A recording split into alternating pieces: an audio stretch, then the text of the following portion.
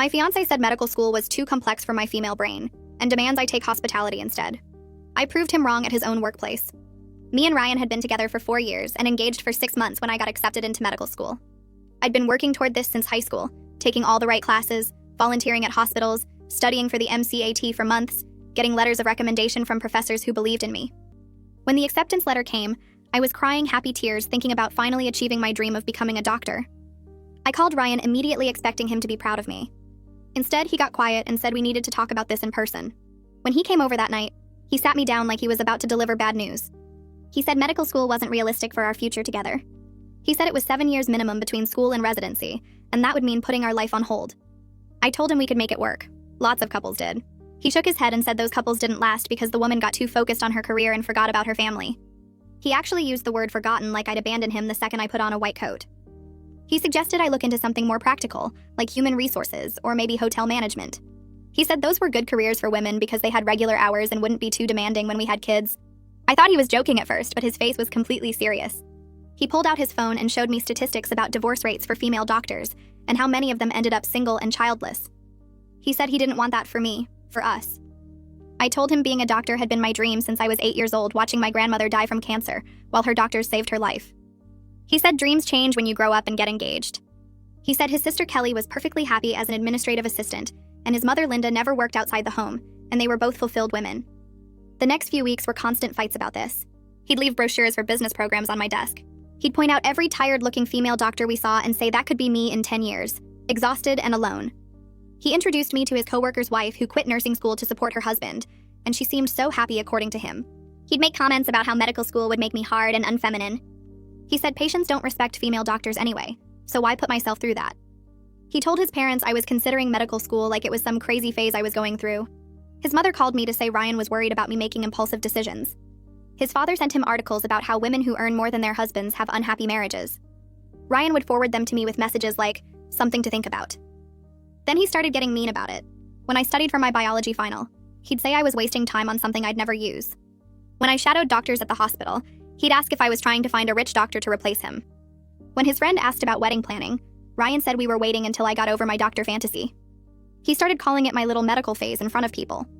The breaking point came when he told me he wouldn't pay for any wedding if I enrolled in medical school. He said he wasn't going to celebrate a marriage that was doomed from the start. He said if I loved him, I'd choose a career that supported our relationship instead of destroying it. He actually printed out applications for the local community college's hospitality program and filled out the first page for me. That's when I realized he'd never see me as his equal. So I enrolled in medical school anyway and didn't tell him. I deferred for 1 semester to figure things out. During that time, I got a job at the medical supply company where Ryan worked as a sales manager. He was thrilled, thinking I'd given up on medical school to be closer to him. I let him think that. I became the top performing sales associate in 3 months, because unlike Ryan, I actually understood the medical equipment I was selling. Doctors started requesting me specifically because I could answer their questions with actual knowledge instead of rehearsed sales pitches. The company owner Douglas noticed and offered me a promotion to regional sales coordinator. Ryan was furious because that was the position he'd been wanting. Douglas told him maybe if he understood medicine better like I did, he'd be more qualified. At the company Christmas party, Douglas announced they were sponsoring one employee to attend medical school part-time while working. They'd created this program specifically for me because I'd increased their sales by 40% in 6 months by actually knowing what I was talking about. Ryan's face went white. The room goes completely silent after Douglas's announcement, and I can feel every single person staring at Ryan's frozen face. My heart is pounding so hard I'm sure people can hear it, but I keep my expression calm and professional, even though I want to jump up and scream with joy. Douglas continues explaining that the company will cover my tuition and books while I work reduced hours, and he emphasizes how my medical knowledge has transformed their client relationships and sales numbers. Ryan's coworker nudges him and whispers something, but Ryan just sits there staring at his plate like he's been turned to stone. I watch his jaw clench and unclench as Douglas keeps talking about how I increased sales by 40% in just 6 months by actually understanding the equipment instead of memorizing scripts. The other sales managers are nodding and smiling at me, and I can see some of them shooting looks at Ryan that make it clear they know exactly what this means. After the announcement, several coworkers come over to congratulate me, shaking my hand and patting my shoulder. I notice Ryan slip out the side door without saying anything to anyone, and I feel a weird mix of satisfaction and relief that I don't have to face him right now. Douglas pulls me aside and says he wants to meet Monday morning to discuss the details of the sponsorship and my new schedule, and his genuine pride in my accomplishments makes me feel valued in a way Ryan never did. He tells me I've set a new standard for the sales team and that other employees are already asking about educational opportunities. I drive home alone that night, and the reality of everything hits me all at once. I'm going to medical school. I have a job that respects my abilities. I just watched Ryan's attitude blow up in his face in front of everyone we work with. My hands shake a little on the steering wheel as I pull into my driveway. I call my best friend and tell her everything, and she screams so loud with excitement that I have to hold the phone away from my ear. She keeps saying she knew I could do it, that she knew Ryan was wrong about me. Ryan doesn't come home that night, and I'm honestly relieved because I need time to process everything without him trying to manipulate the situation. I spend the evening looking at my medical school acceptance letter that I've kept hidden in my desk drawer for months, and I finally let myself feel the pure joy I felt the day it arrived. I read it 3 times, touching the paper like it might disappear if I'm not careful. Monday morning, I arrive at work early for my meeting with Douglas, and he has someone from HR there to go over my new contract and schedule. They've worked out a plan where I'll work 3 days a week handling major accounts and training new sales staff, which will cover my salary while leaving time for classes and studying. The HR person explains my benefits will continue, and I'll even get a small raise because of my new training responsibilities. I sign the papers and feel like I'm signing my way into a completely different life. Ryan shows up late to work looking like he didn't sleep, and he avoids making eye contact with me or anyone else. The office atmosphere is awkward because everyone knows what happened at the party, and I can hear people whispering about how he tried to hold me back from medical school. 2 of the younger sales associates stop by my desk to ask questions about the sponsorship program, and I notice Ryan watching from across the room with this dark expression on his face. During lunch, Kelly calls me, and I'm surprised because we've never been particularly close despite her being Ryan's sister. She tells me she heard what happened and that she's proud of me for not letting Ryan talk me out of my dreams. Her voice sounds different from usual, less careful and more honest. She admits she sometimes regrets not finishing her own degree when Ryan's parents pressured her to take the administrative job instead. She says watching me stand up to Ryan made her realize she'd been making excuses for years about why she couldn't go back to school. Ryan finally corners me in the break room that afternoon, and his face is a mixture of anger and embarrassment. He demands to know how long I've been planning this betrayal, his voice low and tight. I calmly tell him I didn't betray anyone. I just stopped letting him make my life decisions for me. He tries to turn it around and claim he was protecting me from making a mistake, that medical school will ruin my life just like he warned. I point out that I've already proven I can handle medical knowledge better than he can, and that his concern was never about me. It was about his own ego and control. His face goes red and he steps closer, and I can smell coffee on his breath. He says I'm being selfish and throwing away our future together for some stupid degree. I tell him the only future we had was one where I made myself smaller so he could feel bigger, and I'm done with that. He steps back when I finish speaking, and his hands clench into fists at his sides. The break room suddenly feels too small, and the fluorescent lights are buzzing too loud, and I can smell the burnt coffee someone left on the burner for too long. He opens his mouth like he's about to yell, but then closes it again and looks around like he's just remembered we're at work where anyone could walk in. His voice drops to an angry whisper, and he tells me we need couples counseling to work through this. He says we can't throw away 4 years together over a career disagreement. I feel something cold settle in my chest because he still doesn't get it. I tell him this isn't about the career. This is about him spending months telling me my brain is too female to handle complex subjects. I tell him that's not something counseling can fix because it's not a communication problem. It's a respect problem. He starts to argue, but I walk past him and go back to my desk and spend the rest of the afternoon responding to client emails while my hands shake slightly on the keyboard. That evening, I drive home and sit in my car in the driveway for 10 minutes before I can make myself go inside. I unlock the door and walk straight to the bedroom closet and pull out the empty boxes I've been storing on the top shelf. I start packing Ryan's things because I realize I can't live with someone who spent months trying to convince me I wasn't smart enough for my own dreams. I fold his shirts and put them in boxes and pack his shoes and his cologne and his collection of sales training books he never actually read.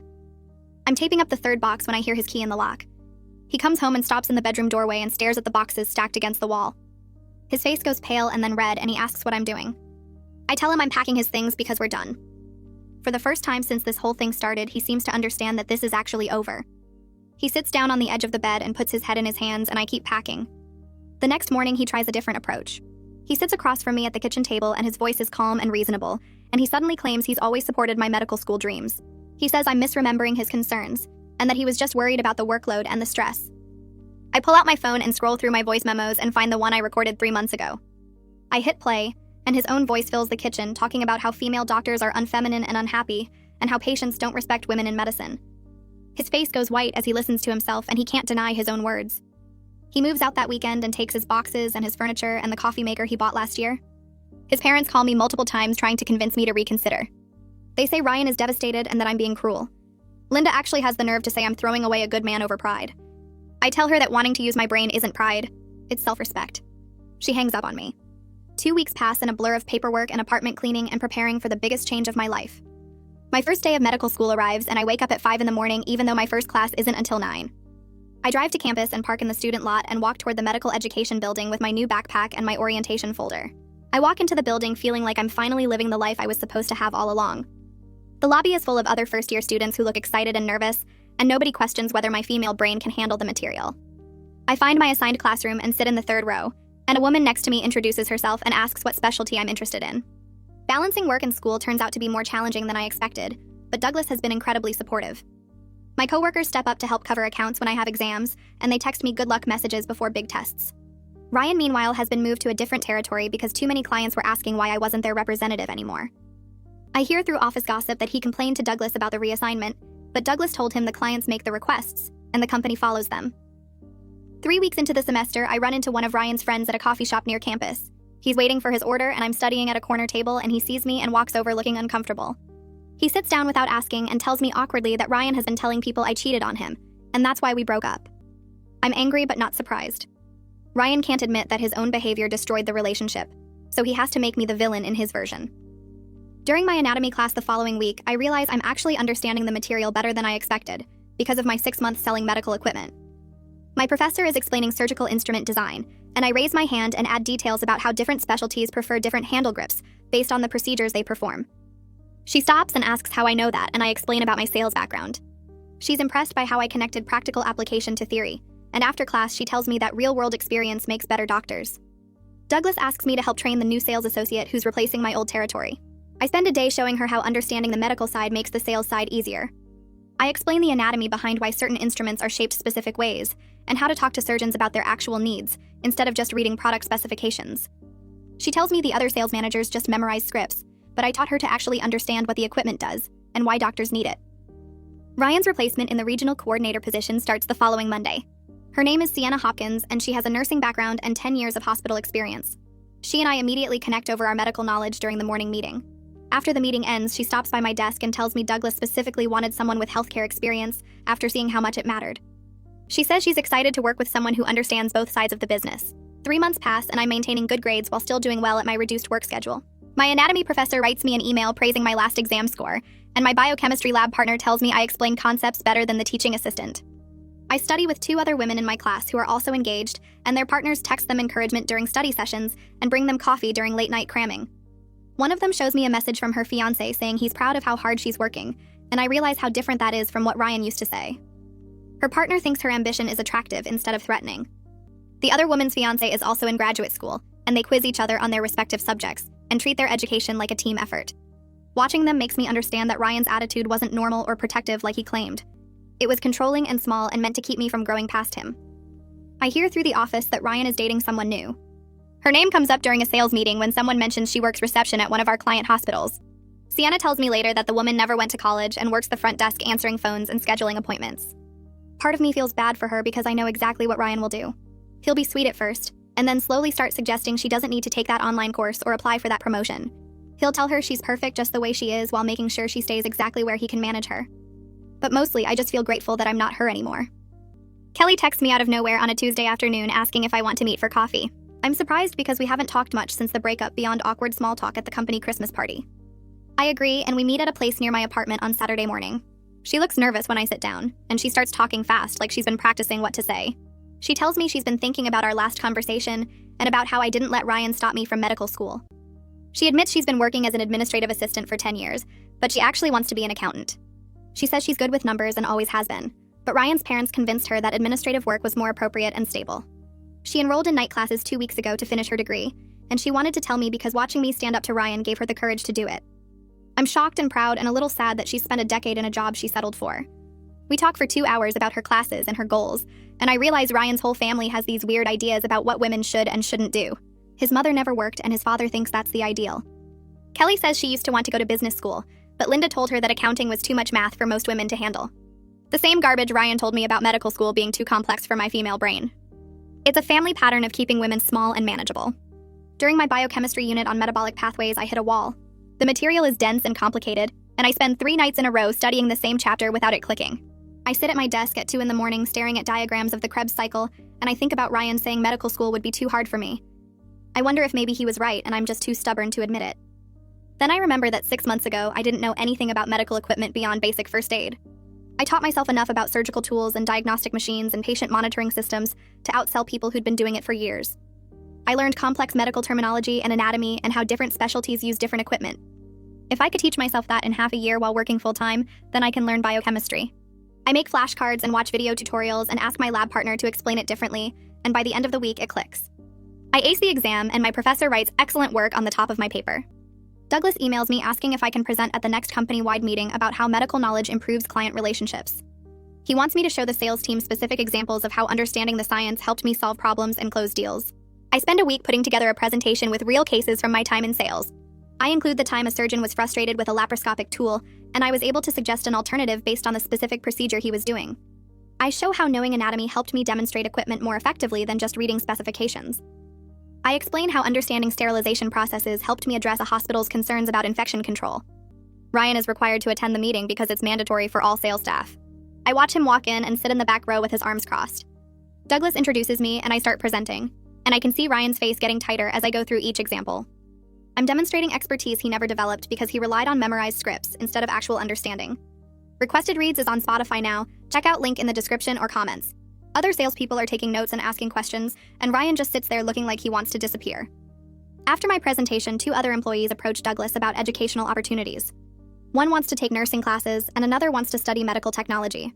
Douglas is thrilled and tells the whole room he's considering making the sponsorship program permanent because of how much it's improved the company's performance. He says I changed the culture around professional development and made everyone think about growing their skills. He thanks me in front of everyone, and I realize my impact goes beyond just my own success. I'm changing how the whole company thinks about education and expertise. My medical school advisor calls me into her office during my 4th month and asks about my background. I explain about the medical supply sales and how I got into it, and she listens carefully, taking notes. She tells me she says most doctors don't understand the business side of medical equipment, and most salespeople don't understand the medical side, but I have both. She thinks I could have a career designing or improving surgical tools or working with companies to develop better equipment. The idea excites me because it would combine everything I've learned into something I never thought about before. It's a path I wouldn't have found if Ryan had convinced me to take hospitality management. Ryan's new girlfriend sends me a friend request on social media, and I accept it because I'm curious. Her profile is public, and I can see her posts about taking online business courses through a community college program. She seems excited about it in her posts, but then I see Ryan's comments underneath. He writes things like, "Don't stress yourself out with this," and "You're already perfect without a degree," and "Make sure you're not neglecting us for homework." The same controlling garbage he used to say to me. I think about messaging her to warn her, but I know she won't believe me. She probably thinks he's being protective and caring. She has to figure it out herself like I did. 6 months into medical school, I get an email asking if I want to speak at a prospective student event about balancing work and education. They want me to share my experience for people considering medical school while working. I agree and spend the evening talking to a room full of nervous potential students about my journey. I tell them honestly that I almost gave up my dreams because someone convinced me I wasn't capable. I explain about working at the medical supply company and how that knowledge helped me in school. I talk about the challenges of balancing everything and how support from my employer made it possible. After my talk, several young women come up to thank me for sharing my story. One of them pulls me aside and tells me her boyfriend has been saying similar things about her nursing school plans. He keeps telling her it's too hard and she should do something easier, and she was starting to believe him. She says hearing my story reminded her that his doubts are about him, not about her. I give her my email and tell her to reach out if she needs encouragement. The company Christmas party arrives again exactly 1 year after Douglas announced the medical school sponsorship. I walk into the same event space wearing a dress I bought with my first scholarship check. Douglas finds me right away and pulls me aside before the official program starts. He tells me he's going to acknowledge my successful first semester publicly, and he wants to make sure I'm comfortable with that. I tell him I am, and I mean it. When he gets up to give his annual speech, he talks about company growth and client satisfaction, and then he mentions the educational sponsorship program. He says I completed my first semester of medical school with excellent grades while still performing well at work. He says I proved that investing in employees who want to grow is good for everyone. The room applauds, and several coworkers come over to congratulate me afterward. Ryan doesn't attend this year's party. I heard through Sienna that he told Douglas he had a family obligation, but everyone knows he just didn't want to be there. I don't miss his presence at all. Last year at this party, I was nervous and excited and watching his face go white with shock. This year, I'm just proud and grateful and looking forward to what comes next. The grades arrive in my student portal 3 weeks after final exams end. I'm sitting at my kitchen table with my laptop open and my hands shake when I click on the link to view my results. The page loads slowly, and then I see them listed one by one. Anatomy and physiology. A. Medical terminology. A. Introduction to clinical practice. A. Biochemistry, a minus. My overall grade point average puts me on the dean's list for academic excellence. I stare at the screen for a full minute because part of me still can't believe I actually did this. I print out the official certificate that comes with the Dean's List recognition, and I take it to the frame shop that same afternoon. The woman behind the counter asks if it's for my daughter, and I tell her no, it's mine, and she congratulates me with genuine excitement. I hang the framed certificate in my home office, right above my desk where I used to sit and listen to Ryan tell me I was wasting my time studying subjects my female brain couldn't handle. Every time I look at it now, I remember his face going white at that Christmas party. My parents drive up the following weekend to take me out for a celebration dinner. My dad hugs me in the restaurant parking lot and tells me he's proud of me for not letting anyone dim my light. My mom cries a little and says she knew I could do it, and we spend the whole meal talking about my favorite classes and what's coming next semester. They ask about work and how Douglas has been supporting my schedule, and I tell them about the reduced hours and the training I've been doing with new sales staff.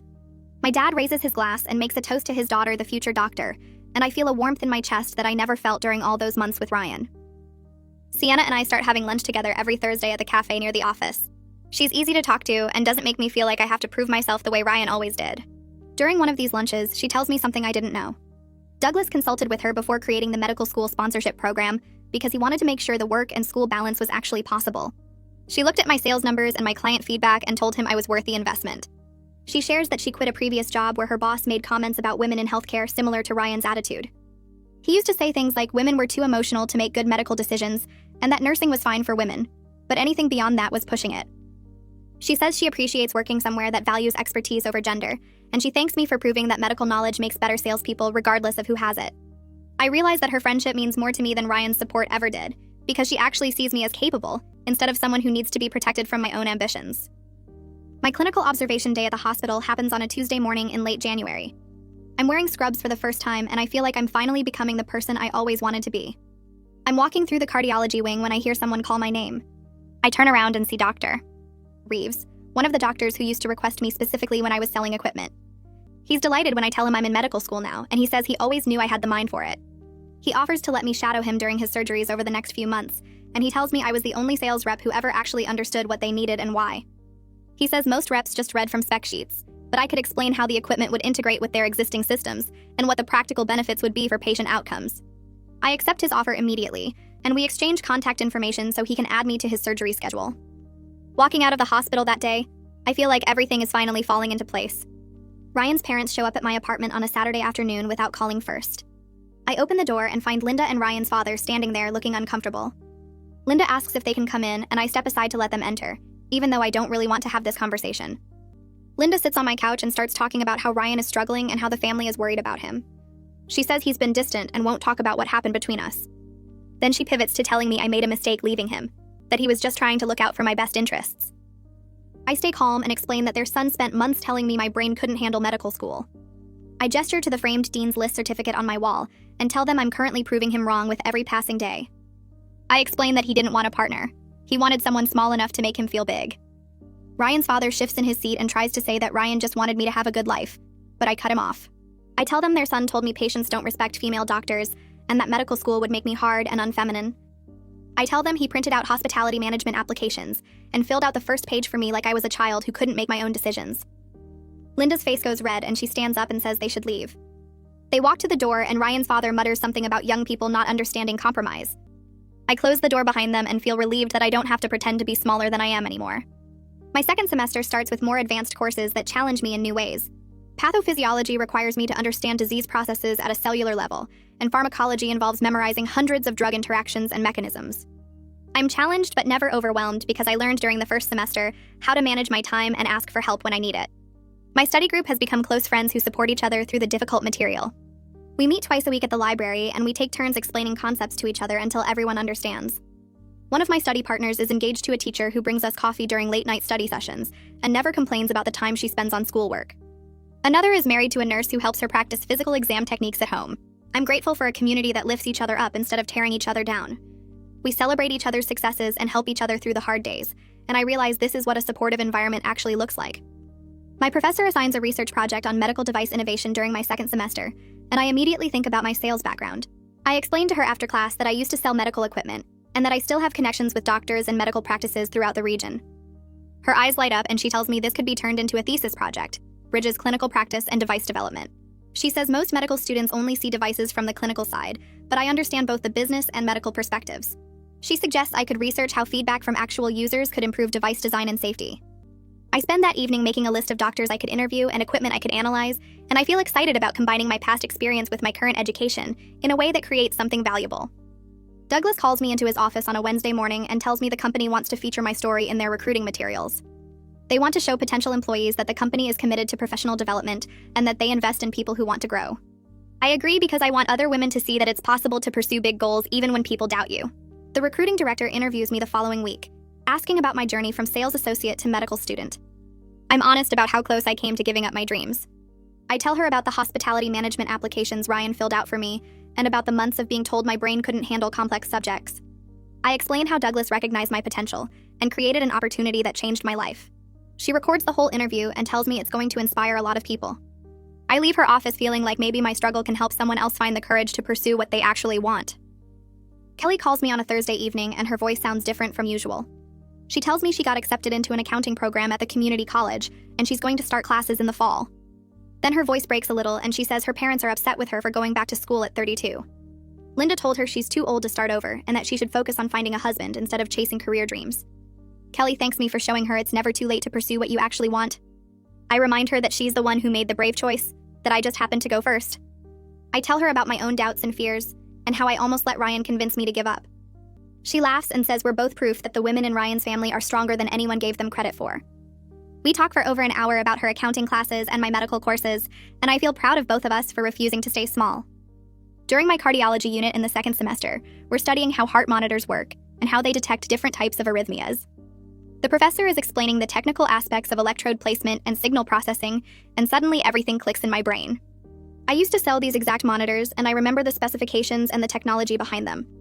I raise my hand and explain how the monitors use multiple leads to create a complete picture of the heart's electrical activity, and I describe how the newer models filter out motion artifacts that used to cause false alarms. My professor stops and asks me to come to the front of the class and explain the practical application to everyone. I walk up and draw diagrams on the board showing how the leads are positioned and why each position captures different information.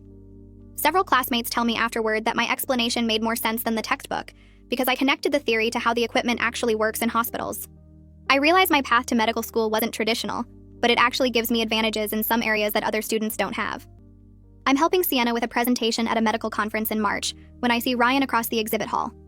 He's walking between booths looking at new equipment, and he clearly hasn't seen me yet. My company has a booth near the main entrance, and Sienna and I are setting up our display when Ryan walks past. He stops when he recognizes me, and his face goes through several expressions in quick succession.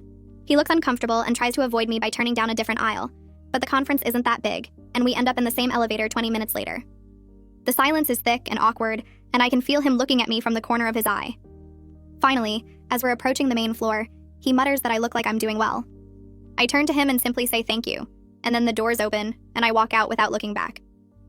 Sienna is waiting for me near the registration desk, and she raises her eyebrows in a question. I shake my head and tell her it was nothing important, and we head back to our booth to finish the presentation. The rest of the conference goes smoothly, and I don't see Ryan again. I realize I don't feel angry or hurt anymore when I think about him. I just feel grateful that I chose myself instead of choosing to be small enough for someone else's comfort. My anatomy professor pulls me aside after class in late April and asks if I'd be interested in a summer research position. She explains that the hospital is testing new surgical devices, and they need someone who understands both the medical theory and the practical application. I tell her I used to sell medical equipment, and her eyes light up.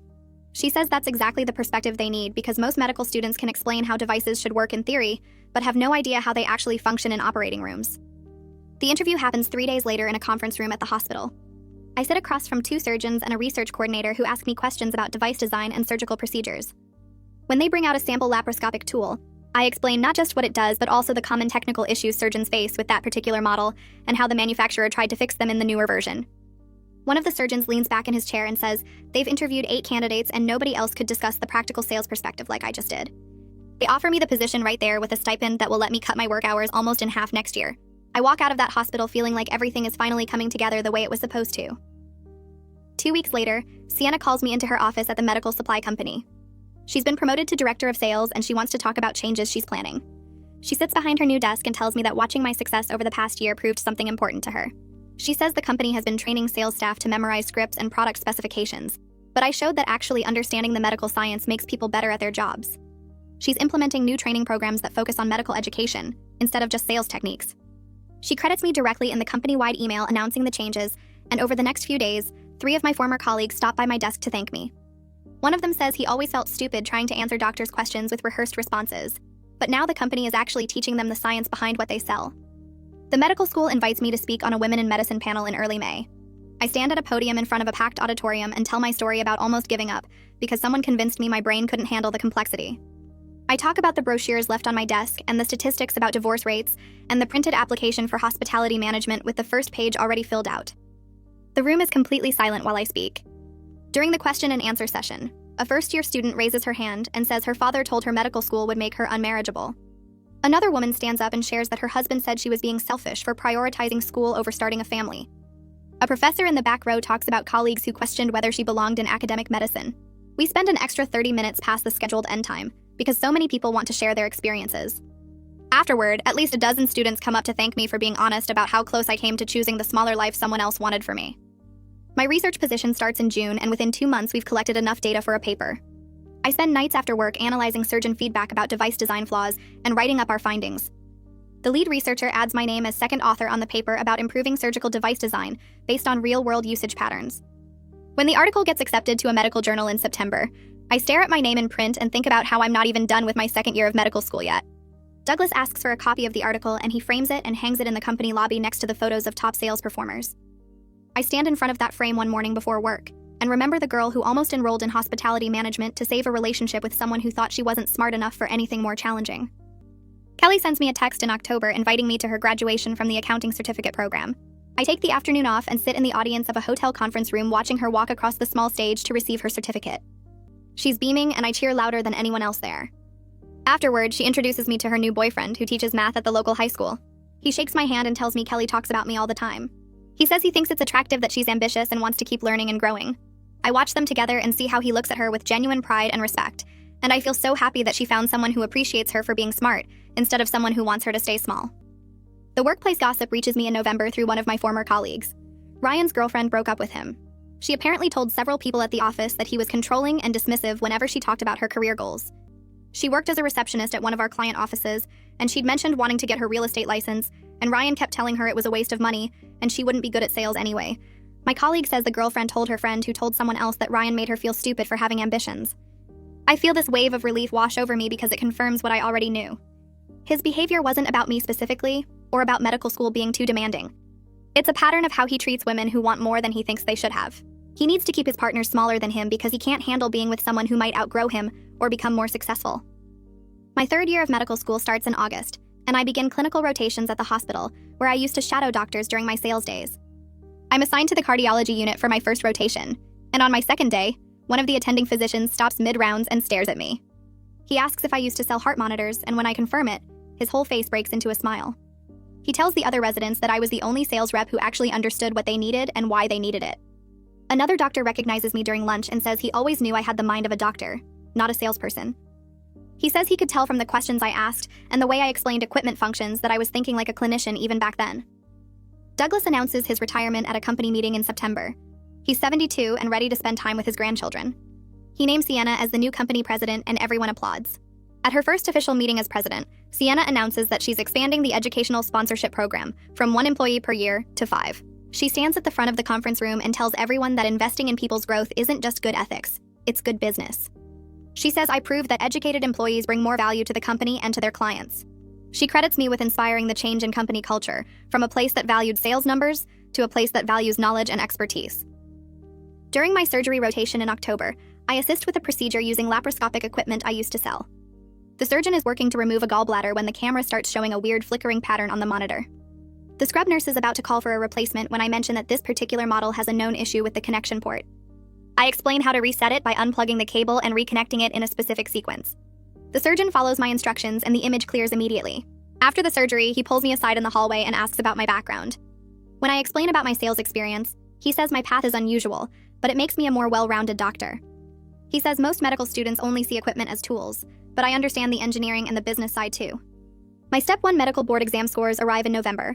I'm sitting at my kitchen table when I open the email and see that I scored in the 90th percentile. I think about Ryan telling me medical school was too complex for my female brain. I think about him saying I'd never make it through and that I was wasting my time studying subjects I'd never use. I print out the score report and frame it. I hang it on my wall next to my Dean's List certificate from first semester, creating this visual record of everything I was always capable of achieving. The wall becomes proof that the only thing holding me back was believing someone else's limited vision of what I could accomplish. My advisor calls me into her office in early March, and she closes the door behind me with this excited look on her face. She pulls up a document on her computer and turns the screen toward me. She explains that there's a new residency program starting next year focused on surgical device innovation, which is basically a specialty that combines surgery with engineering and device development. She says my name came up in discussions with the program directors because of my published research and my background in medical sales. She tells me my combination of clinical skills, research experience, and real-world understanding of how medical devices actually get used makes me an ideal candidate for this program. I feel my stomach flip because this sounds like exactly the kind of career path I never knew existed, but now can't imagine doing anything else. She says the program is extremely competitive with only 4 spots nationwide, but she thinks I have a strong chance if I apply. I leave her office and immediately start researching the program, reading about how residents work with engineers and surgeons to improve existing devices and develop new ones. I think about how Ryan wanted me to give up medicine entirely, and now I'm being considered for a program that uses every single part of my journey, including the sales work he thought was settling. The graduation ceremony for the 4th-year medical students happens in May, and I attend even though I still have 2 more years left. I sit in the auditorium watching them walk across the stage in their white coats, and I imagine myself standing up there in 2 years receiving my own diploma. The ceremony feels long, but I don't mind, because I keep thinking about how close I came to never experiencing this at all. After the ceremony ends, I'm standing in the lobby when a woman approaches me. She's wearing her new white coat and holding her diploma, and she tells me her name is Amanda. She says she heard me speak at the Women in Medicine panel 2 years ago, the one where I talked about almost giving up medical school because someone told me I wasn't capable. She says she was struggling that semester and seriously considering dropping out because her own family kept telling her she was wasting her time. She says hearing my story about proving Ryan wrong gave her the courage to keep going, and now she's graduating and starting her residency in pediatrics. I feel tears starting and I hug her, and she thanks me for being honest about how hard it was. She says knowing that someone else fought through the doubt and made it gave her permission to fight too. Sienna calls me in June and asks if I have time to meet for coffee, and when we sit down she tells me something happened at work. She explains that Ryan got demoted from his sales manager position after multiple women filed complaints about his attitude and comments. She says the complaints weren't about anything he did to me specifically, but about how he treats female colleagues in general. One woman reported that he told her she should focus on getting married instead of trying for a promotion. Another said he made comments about women being too emotional for leadership roles. Sienna says she reviewed all the complaints and talked to HR, and they decided he needed to step back from management. He's been moved to a regular sales position with no direct reports. She tells me she's implemented mandatory training for all managers about respect and workplace equality, and several women have told her they feel more comfortable speaking up now. I tell Sienna I don't take pleasure in Ryan's struggles, which is mostly true. But I also feel this satisfaction knowing that his behavior finally caught up with him. I think about all the times he told me I was being too sensitive or overreacting, and now other women are saying the same things I experienced. Sienna says the company culture has changed significantly since I started, and she credits me with showing them that expertise matters more than gender. My research mentor emails me in July asking me to come to her lab, and when I arrive, she offers me a position for my entire 4th year. She explains that she's received a grant to study medical device safety based on real-world usage data, which is exactly the kind of work I've been doing in my research. She says the position comes with enough funding that I can quit my sales job completely and focus entirely on school and research. I feel this weight lift off my shoulders because balancing work and school has been manageable but exhausting. She tells me the research will strengthen my residency applications and give me more publications. I accept immediately and then go tell Douglas that I need to resign from the company. He's not surprised and actually seems happy for me. He insists on throwing me a goodbye party and the entire sales team shows up. People take turns sharing stories about things I taught them, and one guy says, I'm the reason he went back to school to get his nursing degree. Another woman says watching me balance everything made her realize she could go back for her MBA. Douglas gives a speech about how I changed the company's approach to sales and professional development, and he says hiring me was one of the best decisions he ever made. I look around the room at all these people I've worked with for almost 4 years, and I realize I made a real impact here beyond just my own success. My surgery rotation starts in September, and on the 2nd week I scrub in on a cardiac procedure. The patient needs a valve replacement, and I'm standing across from the surgeon watching her work. She's using a specific type of catheter system that I used to sell, and I know every detail about how it functions. Halfway through the procedure, she pauses and asks me about device placement. She says she knows my background and wants my opinion on whether the angle looks right. I study the monitor showing the catheter position and suggest adjusting it slightly based on the device specifications I remember. She follows my advice, and the adjustment improves the image quality immediately. The rest of the procedure goes smoothly, and afterward in the hallway she pulls off her surgical cap and tells me I'm going to be an excellent surgeon. She says most medical students only see the devices as tools, but I understand the engineering and the limitations. She says that kind of knowledge makes better doctors, because we know what the equipment can and can't do. I feel proud of my unconventional path for maybe the first time, instead of feeling like I took the long way around. Kelly calls me in October and she's crying. But this time, they're happy tears. She tells me she got her first accounting job at a firm downtown. She says the firm specifically values continuing education, and they're going to help pay for her to finish her degree. She's been working as an administrative assistant for 10 years, and now she finally has a job that uses her actual skills and interests. She says watching me fight for my dreams gave her permission to fight for hers. She tells me she spent so long believing that her role was to support other people's ambitions, and she forgot she was allowed to have her own. I tell her I'm proud of her courage, and I mean it. She says our family still doesn't understand why she's making things harder for herself, but her new boyfriend supports her completely. She met him at her night classes, and he's studying to be a teacher. She says he thinks it's attractive that she's ambitious and smart, and I'm so happy she found someone who appreciates her instead of trying to keep her small. I spent November working on my residency applications, and the process feels overwhelming but exciting. My application includes my published research on device safety, detailed descriptions of my medical sales background, and letters of recommendation from doctors who knew me in both roles. One of my recommendation letters comes from the surgeon I worked with during that cardiac procedure. Another comes from a doctor who used to request me specifically when I was doing sales calls. My advisor reviews my application before I submit it, and tells me I'm one of the strongest candidates she's ever mentored. She says my unique combination of experiences makes me stand out from other applicants who only have traditional medical school backgrounds. I feel confident about my future in a way I never did when I was trying to shrink myself to fit Ryan's limited vision of who I should be. I think about how he wanted me to go into hospitality management, and now I'm applying to one of the most competitive residency programs in the country. The residency match results come in March, and I'm sitting at my kitchen table when I open the email. I matched with my top choice program at a hospital known for surgical device innovation. I start crying immediately and call my parents. My mom answers and I tell her the news, and she starts crying too. She says she remembers how close I came to giving up on medical school, how I almost let Ryan convince me I wasn't smart enough. My dad gets on the phone and tells me he's proud of me, and hearing him say that makes me cry harder. The program director emails me later that day and says they were impressed by my unique background and perspective. She says they specifically wanted someone who understood both the clinical side and the business side of medical devices. She tells me I'll be working with a team that includes surgeons, engineers, and researchers, and my sales experience will help me communicate between all those different groups. I think about Ryan's face going white at that Christmas party announcement, and I realize that moment 4 years ago wasn't the end of anything. It was the beginning of everything. My medical school graduation arrives in May, and I wake up that morning feeling like I'm living in a dream. I put on my white coat and drive to the ceremony venue. The auditorium is packed with families and friends, and I scan the audience looking for my people. I spot Douglas and Sienna sitting together near the front. Kelly is there with her boyfriend. My parents are in the second row looking proud. Several of my former sales colleagues scattered throughout the crowd. I line up with my classmates backstage, and we're all nervous and excited. When they call my name, I walk across the stage and receive my diploma. The audience applauds, and I look out at everyone who supported me. I think about Ryan's face at that Christmas party, how shocked he looked when Douglas announced the sponsorship program. That moment felt like vindication at the time, but now I realize it was just the starting point. Everything that came after, all the hard work and late nights studying and balancing school with work, that's what actually mattered. The dean announces that I'll be giving the class representative speech, and I walk to the podium feeling my heart pound. I look out at the audience and start talking about the importance of believing in yourself even when others doubt you. I tell them that someone once told me medical school was too complex for my female brain. The audience gasps, and I hear people whispering. I pause and then hold up my diploma and say this is my response to that assessment. The auditorium erupts in cheers and applause. People stand up clapping, and I see my mom wiping tears from her face. Douglas is grinning and Sienna is on her feet cheering. Kelly is clapping so hard her hands must hurt. I finish my speech talking about how we all have people who doubt us, but we can't let their limitations become our own. I say that every person graduating today fought through challenges and proved they were capable of more than someone told them they could achieve. When I step down from the podium, my classmates hug me, and several people tell me they needed to hear that message. I realize my story isn't just about proving Ryan wrong anymore. It's about proving to myself that I was always capable of exactly what I set out to do. I walk into the hospital on my first day of residency, and the surgical device innovation department feels different from the other floors. The walls are covered with blueprints and prototype sketches, and there's a lab space where residents can test equipment modifications. My attending physician, Dr. Reeves, meets me in her office and tells me she requested me specifically for her service.